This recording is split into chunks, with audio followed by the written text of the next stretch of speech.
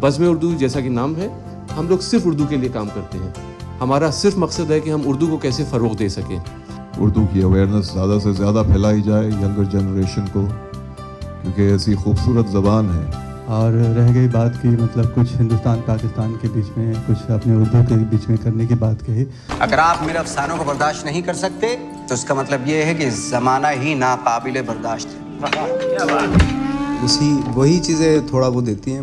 अगर एक ही तरह के रोल करता रहूँगा तो मैं खुद ही छोड़ दूँगा ये फील्ड, कोई दूसरा काम करने लगूँगा। कुछ पर्सनल रीजंस भी थी, तो जैसे मंटो कहते हैं कि मैं अफसाना नहीं लिखता, अफसाना मुझे लिखता है। और इस साल का अलमदार उर्दू अवार्ड हमारे संजीव सराफ साहब के लिए है, जो कि आज शाम को उनको दिया जाएगा।